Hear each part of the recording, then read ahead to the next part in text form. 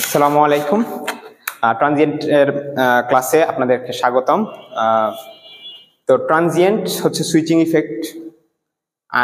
এটা খুবই সোজা একটা টপিক, ভয় পাওয়ার কিছু নাই, এই জন্য লেখা রাখছি সোজা টপিক। আগেই যদি মাথার ভিতরে ঢুকাই ফেলেন যে এটা খুব কঠিন টপিক, তাহলে কিন্তু আগেই চলে যাবেন ভয়ে। এই জন্য মনে রাখেন এটা খুবই সোজা একটা টপিক, একদম DC circuit, just simple DC circuit এবং একটা সূত্রের মাধ্যমে ক্যাপাসিটর রিলেটেড সবগুলা ট্রানজিয়েন্টের ম্যাথ করা যাবে। ইন্ডাক্টর রিলেটেড ট্রানজিয়েন্ট ম্যাথের ক্ষেত্রে আপাতত দেখাচ্ছি না, কারণ ওইটা অ্যাসিস্ট্যান্টেই খুবই কম আসছে, একটা মনে হয় আসছে। এর জন্য সাব অ্যাসিস্ট্যান্টের জন্য ওটা খুব বেশি একটা ইম্পর্টেন্ট না, তবে এটা দিয়ে দিতে পারে ক্যাপাসিটর রিলেটেড, যেহেতু অ্যাসিস্ট্যান্টে অনেকবার আসছে। তো ট্রানজিয়েন্টে আমি ব্যাপারটা একটু বুঝাই যে নর্মাল ক্যাপাসিটর যখন থাকে, নর্মাল আমাদের যখন ক্যাপাসিটর থাকে তখন আমাদের কি হয়, এখানে যদি আমরা একটা রেজিস্ট্যান্স দেই আর এখানে যদি একটা 5 ভোল্ট বা যে কোনো ভোল্টের একটা সোর্স দেই, তাহলে কিন্তু এটা আপনার ওপেন হিসেবে বিবেচিত হবে নর্মাল টাইমে। মানে অনেকক্ষণ যদি এভাবে সংযোগ থাকে, অনেকক্ষণ বলতে বুঝাইছি, মনে করেন মিনিমাম 5 মিনিট সাপোজ এরকম থাকলো, তখন কিন্তু এটা ওপেন। এখানে যেহেতু কোনো কারেন্ট যাচ্ছে না, তাহলে কি এখানে কি 5 ভোল্টই অ্যাক্রসে ভোল্টেজ থাকবে, 5 ভোল্ট অ্যাক্রসে ভোল্টেজ থাকবে, মনে রাখবেন। তাহলে কি যখন এটা অনেকক্ষণ থাকবে এই সংযোগে, তখন 5 ভোল্ট ভোল্টেজ থাকবে এবং এখান দিয়ে কারেন্ট I ইকুয়াল টু একদম 0 অ্যাম্পিয়ার হবে, অ্যাবসলিউট জিরো, অ্যাবসলিউট জিরো। একটুও কারেন্ট যাবে না, এমনকি মাইক্রো অ্যাম্পিয়ার লেভেলেও যাবে না, মাইক্রো অ্যাম্পিয়ার লেভেলেও যাবে না, সেটা মনে রাখবেন। কিন্তু যখন মাত্র সংযোগ দিলেন, মানে মাত্রই সংযোগ দিলেন, মানে এখনই সুইচটা এখানে সাপোজ একটা আপনার সুইচ আছে, সুইচটা আমি এখানে দিই, সুইচটা এখানে আছে, সুইচটা মাত্রই সংযোগ দিলেন, তখন কিন্তু একটা ক্ষুদ্র, খুবই ক্ষুদ্র অ্যাম্পিয়ার এটা টানবে। সেটা টাইনে নিয়ে এটা 0 ভোল্ট, ইনিশিয়ালি 0 ভোল্ট ছিল, এটা তারপরে 5 ভোল্টে উন্নত হবে। এখানেও যখন 5 ভোল্ট, এখানেও যখন 5 ভোল্ট, তখন কিন্তু আর কারেন্ট যাবে না, এই জন্য এটা ওপেন বিবেচনা করা হয়। তো আমরা একটু হালকা প্র্যাকটিক্যালের সেশনের মতো জিনিসটা একটু দেখে নেই। এটা আবার কি আসলো?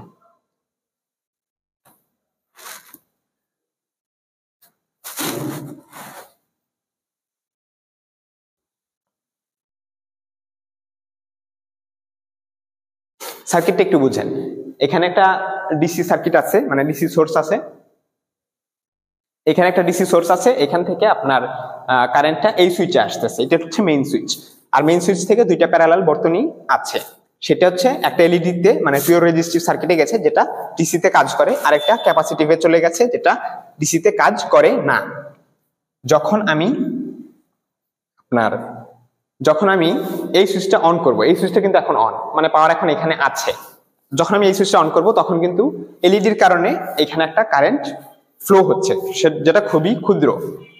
এখন আমি এটা অফ করে দিলাম, অফ করে দেওয়ার পর এইখানে কিন্তু এখনো পাওয়ার আছে এবং কারেন্ট কিন্তু 0 অ্যাম্পিয়ার, কোনো কারেন্ট এখান দিয়ে যাচ্ছে না, কারণ সুইচটা অফ। যখনই আমি এটা অন করব, তখনই কিন্তু এখানে দেখবেন এখানে একটা ক্ষুদ্র, খুবই ক্ষুদ্র, অল্প সময়ের জন্য একটা কারেন্ট শো করবে, খুবই অল্প সময়ের জন্য, খেয়াল রাখবেন এইখানে, এই জায়গাটাতে।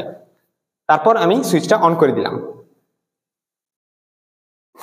কারেন্ট কিন্তু দেখা গেছে একটা খুবই ক্ষুদ্র কারেন্ট, এবং তারপর আবার ওপেন হয়ে গেছে, মানে এটা এখন আপনার 1.70 ভোল্টে চার্জ হয়ে গেছে, যার কারণে এখান দিয়ে আর কোনো কারেন্ট যাচ্ছে না।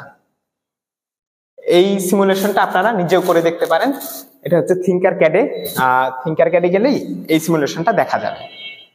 আপনার নিজেরাও সার্কিট বানাইতে পারবেন, এখানে আরো কম্পোনেন্ট আছে, শুধু যে এলইডি ফেলইডি আছে তা না, আরডুইনো হাবিজাবি অনেক জিনিস আছে, সেগুলো আপনারা দেখে নিন।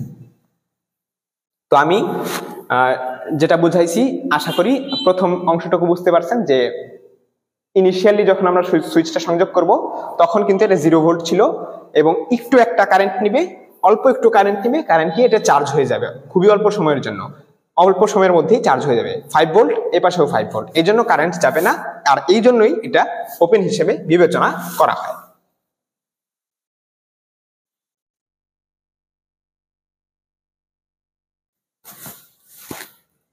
পরের স্লাইডে চলে যাচ্ছি। তো কিভাবে, মানে আমি তো দেখিয়েছি যে আপনার এমন একটা সার্কিট, এটা হচ্ছে ক্যাপাসিটর আর এই পাশে একটা রেজিস্ট্যান্স আছে, আর এটা মনে করেন শর্ট, আর এটা হচ্ছে এই পাশে আরেকটা রেজিস্টর আছে, এই পাশে আরেকটা রেজিস্টর আছে, আর এই পাশে একটা ভোল্টেজ সোর্স।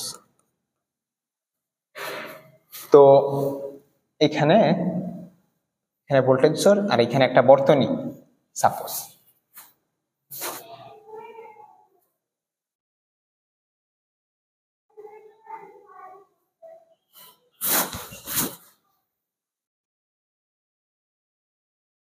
তো এই যে বর্তনীটা যখনই আমি সুইচটা সংযোগ দিব, সাপোজ মনে করেন এটা 10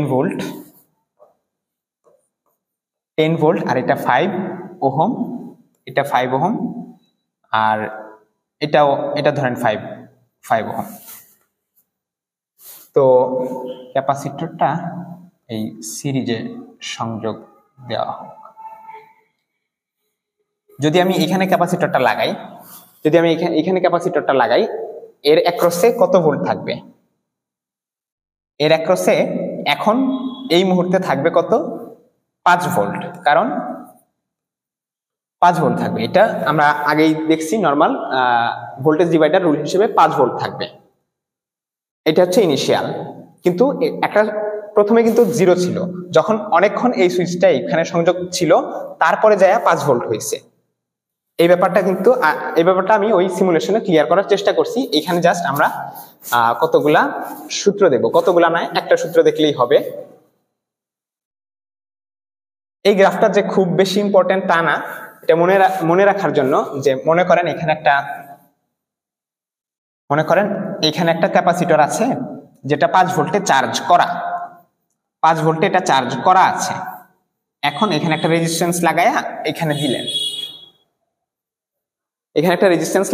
দিলেন, দেওয়ার পরে কি হলো, এই ভোল্টেজটা অবশ্যই এখানে পাওয়ার সাপ্লাই করবে, মানে এখানে কারেন্ট ফ্লো হবে, অল্প সময়ের জন্য হলেও সেটা হবে। এবং হুট করেই, মানে জাস্ট মনে করেন এর তো একটা নির্দিষ্ট ক্যাপাসিটি আছে, তাই না? এটা তো আজীবন পাওয়ার সাপ্লাই করতে থাকবে না, একটা ক্যাপাসিটি আছে। তো মনে করেন 5 ভোল্ট যাচ্ছে, এটা মনে করেন 1 ওহম, মানে 5 অ্যাম্পিয়ার যাচ্ছে, হুট করে গুম হয়ে গেল। ব্যাপারটা কি এরকম? ব্যাপারটা আসলে এরকম না, মানে 5 ভোল্ট যাচ্ছে, হুট করে একদম 0 ভোল্টে নেমে গেল, কাহিনীটা এভাবে হয় না। মানে এরকম একটা বর্তনীতে যেখানে 5 ভোল্ট ক্যাপাসিটরের আড়াআড়িতে একটা রেজিস্ট্যান্স দেওয়া আছে, ভোল্টেজটা ডিসচার্জ হওয়ার সাথে সাথে ভোল্টেজও এভাবে করে কমে যায়, মানে এই এক্সপোনেনশিয়াল গ্রাফ অনুযায়ী সেটা কমতে থাকবে, সেই এক্সপোনেনশিয়াল গ্রাফ অনুযায়ী এটা কমতে থাকবে। এই জন্যই আপনার এরকম একটা বীজগণিতের সমীকরণ আসছে। নাইলে যদি এটা এভাবে লিনিয়ার গ্রাফের মাধ্যমে কমতো, মানে এই যে এইভাবে নর্মাল ভাবে কমতো লিনিয়ার, তাহলে আমরা এই জিনিসটা আসতো না। এই জন্য এই বীজগণিতের সমীকরণটা আসলো। যাই হোক, এই গ্রাফও মনে রাখার প্রয়োজন নাই, জাস্ট সমীকরণ, এই সমীকরণটা মনে রাখলেই চলবে। এই সমীকরণও মনে রাখা দরকার নাই। এই যে এই সমীকরণটা আর এই সমীকরণটা, এটা আমরা ম্যাথের সময় বুঝবো, এই জিনিসটা আমরা ম্যাথের সময় বুঝবো। আগে শুধু এই দুইটা সমীকরণের রিলেশন জেনে নেই, এই দুইটা সমীকরণের রিলেশনটা একটু জেনে নেই।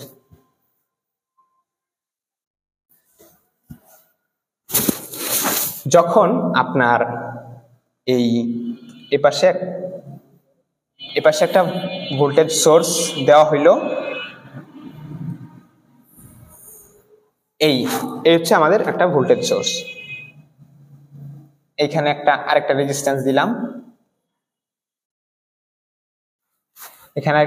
দিলাম, আর এই পাশে একটা ক্যাপাসিটর।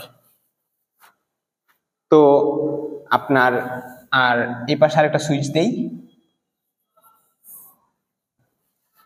দিলাম, আর এই পাশে একটা সুইচ দিই। তাহলে সুইচটা আপাতত দুইটাই ওপেন আছে, তার মানে কোনো কারেন্ট এখানে ফ্লো হচ্ছে না। যখনই আমি এই সুইচটা ক্লোজ করে দিব, তখন কি হবে? তখন এইখান দিয়ে একটা কারেন্ট যাবে, মানে এই রেজিস্ট্যান্স দিয়ে একটা কারেন্ট যাবে। এটা যদি হয় 10 ভোল্ট, এটা যদি হয় 5 ভোল্ট, এটা যদি হয় 5 ভোল্ট, তাহলে এটার অ্যাক্রসে কত ভোল্ট থাকবে? 5 ভোল্ট থাকবে। ভোল্টেজ ডিভাইডার রুল সিম্পল, সমান রেজিস্ট্যান্স আছে, এই জন্য অর্ধেক হয়ে যাবে, 10 ভোল্ট হয়ে যাবে 5 ভোল্ট। তো এখানে 5 ভোল্ট হবে, কিন্তু এই পাশ দিয়ে কোনো কারেন্ট যাবে না, কারণ কি এখানে বর্তনী যে ওপেন আছে। এবার আমরা কি হলো, অনেকক্ষণ ধরে আমরা এটাকে এই পাশের বর্তনীটাকে ক্লোজ করে রাখছিলাম।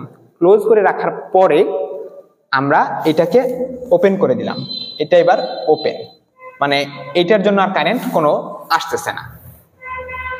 ওপেন করে দেওয়ার সাথে সাথে এইটুকু আমরা বাদ দিয়ে দিতে পারি। এটুকু এখন আর নাই। এখন আমাদের কি এটা 5 ভোল্টে কিন্তু চার্জ হয়ে আছে, কিন্তু ডিসি সার্কিট অনুযায়ী কি এটা এই জিনিসটা ওপেন হবে না। ওপেন হলে কি হবে, মুছে গেল। ওপেন হলে কি হবে, ওপেন হলে এই জিনিসটা 0 ভোল্ট দিতে হবে, কারণ এই পাশে তার কোনো ভোল্টেজ সোর্স নাই যে একে সাপ্লাই দিবে, তাই না? এ পাশে তো কোনো ভোল্টেজ সোর্স নাই, তার মানে এটা 0 হবে। কিন্তু ভি যখন নট মানে ভি ইনিশিয়াল প্রাথমিক সময় তো এটা 5 ভোল্ট ছিল না? ছিল তো। কিন্তু ভি যখন অনেকক্ষণ সময় চলে গেল, কতক্ষণ সময়, সেটা মনে করেন অসীম সংখ্যক একটা সময়, মানে অসীম একটা সময়, ইনফিনিটি, তখন এটা 0 ভোল্ট হবে। এই সার্কিটের ব্যাপারে, এই সার্কিটের ক্ষেত্রে এরকম সার্কিট, এরকম যত সার্কিট যে ইনিশিয়ালি একটা ভোল্টেজ থাকে এবং শেষে যা 0 হয়ে যায়, সেই সার্কিটের জন্য হচ্ছে এই সমীকরণটা। আর এই সমীকরণটা এখান থেকেই আসছে। এখানে আমরা কি দেখি, ভি ইনিশিয়াল হচ্ছে 0, তার মানে এই টার্মটা বাদ। ভি 0 হচ্ছে 5, তার মানে এই টার্মটা আছে। এই ভি ইনিশিয়াল মানে ভি ইনফিনিটি হচ্ছে 0, এই টার্মটাও বাদ। তো থাকে কি, V not E to the power minus t by tau. এই একই জিনিস না? এই একই জিনিস তো, তাই না? এই একই জিনিস তো। একইভাবে এটা এইভাবে আসছে। তার মানে মেইন সূত্র হিসেবে যদি এটা মনে রাখেন, তাহলেই মেইন সূত্র হিসেবে যদি এটা মনে রাখেন তাহলেই চলবে। শুধু এই সূত্রটা মনে রাখেন, আর এই সূত্রটা আমরা ম্যাথের সময় যাই দেখতেছি।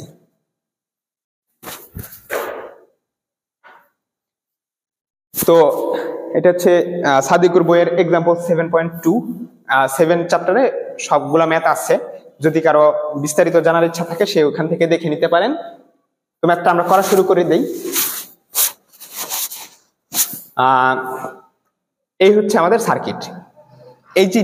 এই জিনিসটার মানে কি, আমরা ম্যাথ মানে আমাদের ক্যালকুলেশন শুরু হবে হচ্ছে টি যখন 0, ওই মুহূর্ত থেকে আমাদের ক্যালকুলেশন শুরু হবে। এই জন্য আপনার এখানে কি বলছে, টি যখন 0 তখন ওইদিকে একটা ফোর্স যাবে। ফোর্সটা কেন যাবে, ওই বর্তনীটাকে ওপেন করে দিতে। কিন্তু বর্তনীতে তো ওপেন দেখা যাচ্ছে, আসলে এটা ওপেন দেখা যাক আর ক্লোজ দেখা যাক, এটা নিয়ে আপনাদের মাথা ঘামানোর চিন্তা নেই। ফোর্সটা কোন দিকে দিবে সেটা চিন্তা করবেন, মানে মনে রাখার টেকনিক বলতেছে, এখানে কোনো থিওরি বলতেছি না, মনে রাখার টেকনিকটা। যে ওইদিকে যেহেতু দিতেছে তার মানে সুইচটা ওপেনের দিকে যাবে, মানে সুইচটা যেহেতু ধাক্কা দিয়ে সরাই দিতেছে সেজন্য সুইচটা ওপেন হয়ে যাবে। কিন্তু তার আগে কিন্তু ক্লোজ ছিল, মানে টি যখন 0-র চেয়ে ছোট, মানে ওই নির্দিষ্ট সময়ের আগে কিন্তু সুইচটা কিন্তু ক্লোজ ছিল। যখন সুইচটা ক্লোজ ছিল তখন কিন্তু অনেকক্ষণ সময় ধরে এটা ওপেন ছিল না? নর্মাল ডিসি সার্কিট অনুযায়ী ওপেনই ছিল।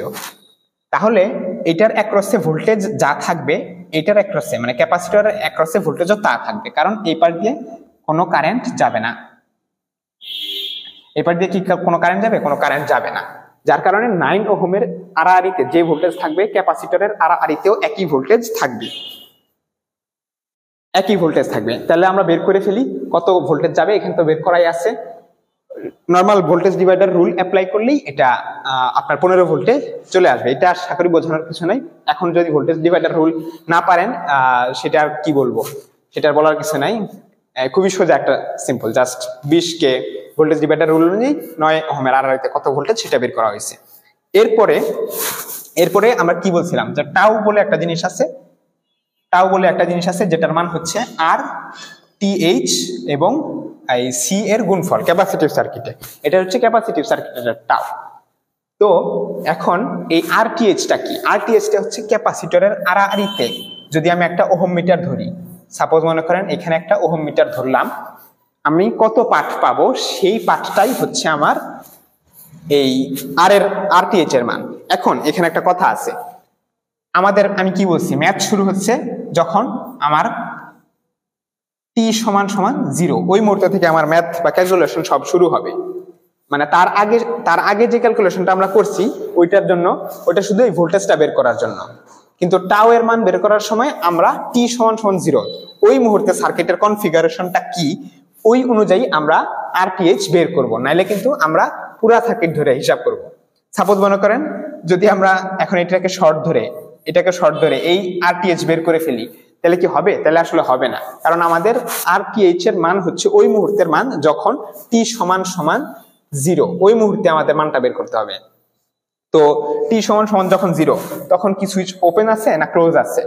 সুইচটা ওপেন আছে, মানে বর্তনীটা খোলা, মানে এই রেজিস্ট্যান্স টুকু বার আউট। এইবার যদি আমরা একটা ওহম মিটার এখানে ধরি, ওহম মিটার একটা ধরলাম, কত পাবো? কত রেজিস্ট্যান্স পাবো? 1 9 10, আর ইকিউ সমান সমান 10 পাবো। এবার শুধু টাও এর মান ক্যালকুলেশন করে বসাই দিব। এটার মান তো দেওয়াই আছে, এই আপনার ক্যাপাসিট্যান্সের মান তো দেওয়াই আছে, দেওয়া থাকলে টাও এর মান বের হইছে এত সেকেন্ড। আর এরপরে আমাদের যে আগের সূত্রটা দেখাইছিলাম আমি আপনার, এই সূত্রটা আশা করি মনে আছে, একটু নোট করে নেন, মানে দেখতে সুবিধা হবে। আমি স্লাইড পাল্টাই দিলে তো আর এটা দেখা যাবে না। এইখানে কিন্তু ওই অত বড় সূত্রটা লেখা নাই, কিন্তু আমি একটু লিখতেছি, লেখা দেখাইতেছি আপনার, sorry,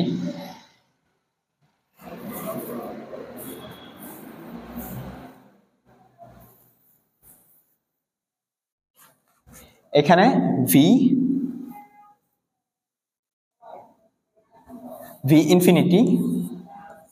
infinity minus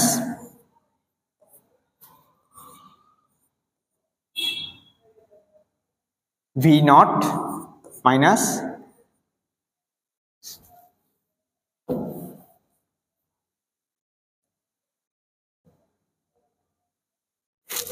V infinity plus bracket V not minus V infinity into E to the power t by tau.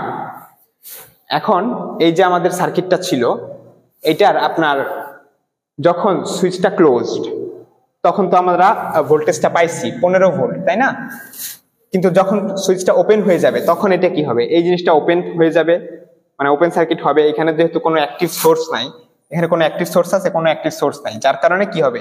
এক সময় ভি কমতে কমতে 0 হয়ে যাবে। তার মানে এটা হচ্ছে ভি, অনেকক্ষণ সময় পার হলে ভি ইনফিনিটি 0 হয়ে যাবে। কিন্তু তার আগে মানে ভি যখন, মানে সময় যখন মাত্রই যখন সুইচটা ওপেন করা হয়েছে ওই মুহূর্তে ভোল্টেজ কত ছিল? ওই মুহূর্তে কিন্তু ভোল্টেজ ছিল 15 ভোল্ট। তাহলে ভি ইনফিনিটি 0, ভি এটা 15 এবং ভি ইনফিনিটি আবার 0, এটার সাথে গুণ করে দিলে আপনারা ইজিলি এই সমীকরণটা পেয়ে যাবেন, তাই না? এই সমীকরণটা এইভাবেই আসছে, আগের ইয়েতে দেখাইছি আমি ওই বড় সমীকরণটা থেকে কিভাবে ছোট সমীকরণটা আসলো, সেই সমীকরণ অনুযায়ী এই জিনিসটা চলে আসছে। আর ক্যাপাসিটরে কতটুকু শক্তি সঞ্চিত থাকে সেটা তো খুব সহজেই সূত্র দিয়ে বের করা যায়, সেটা হচ্ছে হাফ সিভি স্কোয়ার। এখানে একটা কথা বলছে হচ্ছে V in the initial energy stored in the capacitor. Initial মানে ইনিশিয়ালি আপনার ভোল্টেজ ছিল হচ্ছে ভিসি, যেটা হচ্ছে 15 ভোল্ট। সেই 15 ভোল্ট বসাবেন, 15 ভোল্টের বর্গ করবেন, ক্যাপাসিটরের মান দেওয়া আছে, সেটা জাস্ট সূত্রে বসায় ক্যালকুলেশন করে ফেললেই ম্যাথটা হয়ে যাবে। এরপরে পরের স্লাইডে চলে যাচ্ছি।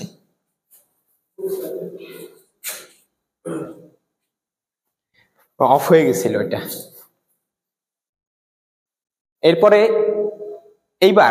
এইবার কিন্তু ভি ইনিশিয়াল এবং ভি ইনফিনিটির মধ্যে একটু ঘাপলা আছে। ঘাপলা কি আছে সেটা, কারণ এবার হচ্ছে সুইচের দুই পাশেই আমাদের সোর্স আছে, যার কারণে ভি ইনফিনিটি কখনোই আমাদের 0 হবে না। এবার নর্মাল ডিসি সার্কিটের চিন্তাটা করেন, সুইচ এখন এই পাশে আছে, এই পাশে তো মানে টার্মিনাল একটা খোলা, এই জন্য এই সার্কিটটুকু বাদ, মানে আপাতত ক্যালকুলেশনে আমরা আনতেছি না। তো ইনিশিয়াল চার্জ আমাদের কত ছিল, এটার অ্যাক্রসে যদি আমরা জাস্ট ভোল্টেজ ডিভাইডার রুলটা অ্যাপ্লাই করে ফেলি, তাহলে আমরা জাস্ট বের করে ফেলতে পারবো যে কত ভোল্টেজ ছিল এই ক্যাপাসিটরের অ্যাক্রসে। ক্যাপাসিটরের অ্যাক্রসে যা ছিল এই রেজিস্ট্যান্সের অ্যাক্রসেও তা, সেটা হচ্ছে 15 volt, normal voltage divider rule. এটার দেখানোর কিছু নাই আশা করছি। এরপরে আমাদের আরটিএইচটা বের করব। আমি কি বলছি যে আরটিএইচটা কখন, যখন টি সমান যখন 0 হবে তখনই আমাদের আরটিএইচটা, ওই মুহূর্তে সার্কিট কনফিগারেশন যা থাকবে ওই মুহূর্তে আমাদের আরটিএইচটা বের করতে হবে। এখানে কি বলছে, টি সমান যখন 0 তখন সুইচটা বি পজিশনে চলে যাবে, মানে এই পাশের সার্কিটটুকুর একটা টার্মিনাল খুলে যাবে, যার কারণে সার্কিটের এই রেজিস্ট্যান্স সোর্স সবকিছুই অকার্যকর হয়ে যাবে। তখন আমাদের সার্কিটে কেবলমাত্র অ্যাক্টিভ সার্কিটটা থাকবে এইটা, আর এটা হচ্ছে বাদ। তখন আমরা যদি ক্যাপাসিটরের আড়াআড়িতে একটা ওহম মিটার ধরি, ওহম মিটার ধরলাম, কত পাবো, মানে রেজিস্ট্যান্সটা কত পাবো, আরটিএইচ পাবো আমরা এই 4 কিলো ওহম, সেটাই আমাদের এখানে লেখা হয়েছে 4 কিলো ওহম। আর ক্যাপাসিট্যান্সের মান তো দেওয়াই আছে 0.5 মিলি ফ্যারাড, 0.5 মিলি ফ্যারাড, এটা গুণ করলেই আমাদের টাওয়ের মান চলে আসবে। আর এরপরে আমাদের আবার নর্মাল ডিসি সার্কিটের ইয়াগুলো অ্যাপ্লাই করেন, যে ইনিশিয়ালি তো একটা কারেন্ট নিবে, ইনিশিয়ালি সে একটা কারেন্ট নিবে, মানে এখান থেকে নিবে, যেহেতু এই ভোল্টেজটা হচ্ছে 15 ভোল্ট ছিল, এই পাশে 30 ভোল্ট, এই জন্য ও কারেন্টটা নিবে। এখানে যদি আমার মনে করেন সাপোজ 35 ভোল্ট হইতো কোনো কারণে, এখানে আমি ভোল্টেজ এটা বাড়াই দিছিলাম, যার কারণে 35 ভোল্ট অ্যাক্রসে আসছিল, তখন কিন্তু কারেন্ট এইদিকে যাইতো। এখন কারেন্ট এদিক থেকে এদিকে আসবে, তার মানে আপনার একটা ইনিশিয়াল মানে ছোট একটা সময়ের জন্য, কিন্তু এক সময় এসে কি হবে, আমরা কি ডিসি সার্কিটে জানি না, এটা ওপেন হয়ে যাবে। ওপেন হয়ে গেলে এখানে যদি আমি একটা ভোল্টমিটার ধরি, এই ভোল্টমিটারটা ধরলে এখানে আমি ভোল্টেজ কত পাবো, 30 ভোল্ট পাবো না, একটা নির্দিষ্ট সময়ের পর 30 ভোল্ট পেয়ে যাবো। 30 ভোল্ট পাইলে সেটাই হচ্ছে আমার ভি ইনফিনিটি, কারণ এটা অনেকক্ষণ পরে পাইছি, ভি ইনফিনিটি 30 ভোল্ট, অনেকক্ষণ পরে আমরা এটা পাইছি, কিন্তু ইনিশিয়ালি ছিল 15 ভোল্ট। তো ভি ইনফিনিটি 30, ভি ইনিশিয়াল আমাদের ছিল 15, ভি ইনফিনিটি আবার 30, আর টাওয়ের মান তো একটু আগে বের করলাম, আর এটা জাস্ট হচ্ছে সমীকরণটা এখানে। এরপরে আরেকটু কথা আছে, সেটা বলছে যখন টি এর মান 1 সেকেন্ড হবে এবং যখন টি এর মান 4 সেকেন্ড হবে ওই মুহূর্তের ভোল্টেজটা কত।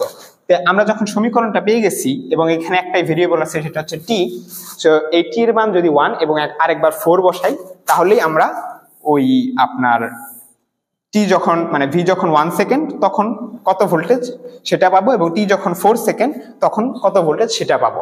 আশা করি এই ম্যাথটা বোঝা গেছে। এটা একটু ট্রিকি ছিল, কারণ হচ্ছে এটার মানে আপনার দুই পাশেই সোর্স আছে, এই জন্য আর কি এই ম্যাথটা আনা, এবং এটা মোটামুটি একটু কমপ্লেক্স ম্যাথ। এরপরে এই ম্যাথটাই একটু ঘুরাই দেওয়া হয়েছে, এটাও কিন্তু একবার একই কনফিগারেশনে একই প্রশ্ন দিয়ে জাস্ট তুলে দিছে, অ্যাসিস্ট্যান্টে আসছিল সেটা, এটা আসছিল অ্যাসিস্ট্যান্টে, এবং এরপরেরটা যেটা এটাও একটু একই সার্কিটের ম্যাথ, কিন্তু এবার একটা ভুল মানে উল্টা জিনিস চাইছে। এখানে কি বলছে যে টি সমান সমান যখন 4 তখন ভোল্টেজ কত, আর ওইখানে চাইছে ভোল্টেজ যখন আপনার 25 ভোল্ট তখন টি সমান সমান কত, মানে জাস্ট একটু উল্টাই দিচ্ছে। সার্কিটের ক্যালকুলেশন একই, আমাদের এখানে অ্যাক্রসে ভোল্টেজ হবে কত, 15 ভোল্ট, একইভাবে ভোল্টেজ ডিভাইডার রুল প্রয়োগ করলেই 15 ভোল্ট হয়ে যাবে। আর আরটিএইচ যখন আমাদের এই এ পয়েন্ট থেকে বি পয়েন্টে সুইচটা চলে যাবে, মানে টি সমান সমান 0 মুহূর্তে, তখন আমাদের আরটিএইচ হবে আপনার 4 কিলো ওহম, আগের ম্যাথেই দেখাইছি। আর টাও এর মান ওই একইভাবে ক্যালকুলেশন করে বের করা হয়েছে আগের ম্যাথের মতোই, শুধু এবার একটু অন্য জিনিসটা আছে দেখে এই ম্যাথটা অ্যাড করা স্লাইডে। তো ভি ইনফিনিটি আমরা কি দেখে আসছি যে 30 ভোল্ট হইতেছে, আলটিমেটলি ভি ইনফিনিটি 30 ভোল্ট হইতেছে, কেন সেটা ব্যাখ্যা করা হয়েছে। আর ভি নট 15 ভোল্ট ছিল, তাই না, 15 ভোল্ট ছিল, আর ভি ইনফিনিটি আবার 30 ছিল। তো এগুলো ক্যালকুলেশন করলে এই সমীকরণ মানে আগের সমীকরণটাই আমরা ঠিক পাইছি। এবার কি বলছে যে এইটা সমান মানে ভোল্টেজ সমান সমান যখন আপনার 25 ভোল্ট তখন আমাদের এই টি সমান সমান কত। তাহলে এখানে একটা ভেরিয়েবল মাত্র আছে, এটা বের করতে পারাটা উচিত, খুবই সহজ ক্যালকুলেশন। যদি আপনি ম্যানুয়ালি করতে না চান, মানে এই যে এইভাবে লন টন না দিয়ে, মানে আপনার EX ইকুয়াল টু যদি A বাই B হয়, তাহলে আপনার এই X ইকুয়াল টু হবে লন a/b। এইভাবে যদি আপনি ম্যানুয়ালি না করতে চান, জাস্ট ক্যালকুলেটরের সলভ ফাংশনে যদি এটা দিয়ে দেন, তাহলেও আপনার এই টি এর মানটা বের হয়ে যাবে। ওখানে শুধু টি এর বদলে এক্স মান ইনপুট করতে হবে, আর তাহলেই এই মানটা বের হয়ে যাবে। তো আশা করছি এই তিনটা ম্যাথের মাধ্যমেই আপনার ক্যাপাসিটর রিলেটেড রনি পারভেজ বলেন বা আলেকজান্ডার সাদিকুর ভিতরের ম্যাথ বলেন, সবগুলোই আশা করি পেরে যাবেন।